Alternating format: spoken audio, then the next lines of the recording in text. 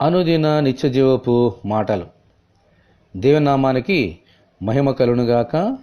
దేని వాక్యాన్ని చదువుకుందాము. నీకు తెలియలేదా? నీవు వినలేదా? భూదిగంతములను సృజించిన యెహోవా నిత్యుడగు దేవుడు. ఆయన సొమ్మసిల్లడు, అలయడు. ఆయన జ్ఞానమును శోధించుట అసాధ్యం.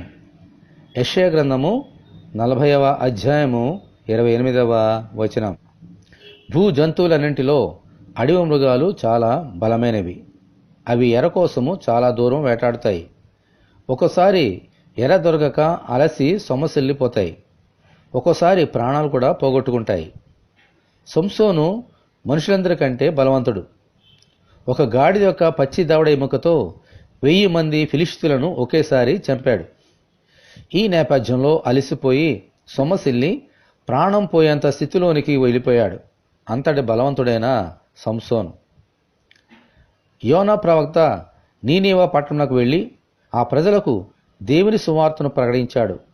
అలా సువార్త చెప్పి ఎండదెబ్బకు అలసిపోయి సొమ్మసిల్లిపోయాడు. అయితే ఇలా అలసిపోవడానికి, సొమ్మసిల్లిపోవడానికి దేవుడు మనుషుడు కాడు. భూదిగంతములను సర్వసృష్టిని సృజించిన ఆయన బలమును, జ్ఞానమును శోధించి తెలుసుకొనుట మనుషునికి మించిన కార్యము. దేవునికి మహిమ కలుగునుగాక. ఆమేన్. శరీర సంబంధంగా గాని, ఆత్మ సంబంధంగా గాని బలహీనులమై అలసి సొమ్మసిల్లినప్పుడు ఆ బలవంతుడైన దేవుని నమ్ముకుంటే ఆయనే మనకు విశ్రాంతి, బలము, జయము. ఆమేన్. ప్రభువా, మేము అలసిపోయినప్పుడు, సొమ్మసిల్లినప్పుడు మిమ్ములనే నమ్ముకొని జీవించినట్లు అనుగ్రహించమని ప్రభువైన యేసుక్రీస్తు ద్వారా మనమందరము దేవుని ప్రార్థన చేసుకుందాము.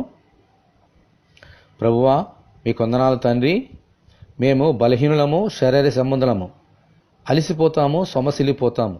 కారణైనా మీరు అలయరు, సొమ్మసిల్లరునైనా మీ జ్ఞానము అనంతమైనది. ఈ జీవితంలో మేము అలసిపోయినప్పుడు, సొమ్మసిల్లినప్పుడు మాకు ఆధారము మీరే. మీ బలమును, మీ శక్తిని మాకు అనుగ్రహించండి. సొలొమోనును గాని, దావీదును గాని, ఇక నీ భక్తులందరిని గాని ఎలాగో మీరు దీవించినారో మీ బలాన్నిచ్చి అలాగూ మమ్మను కూడా దీవించమని, ఈ వాక్యం వింటున్న నీ బిడ్డలందరినీ దీవించమని యేసు అతి పరిశుద్ధమైన నామములో ప్రార్థన చేయుచున్నాము తండ్రి. ఆమేన్. ప్రభువైన యేసు కృప మనకు తోడేయునుగాక. ఆమేన్.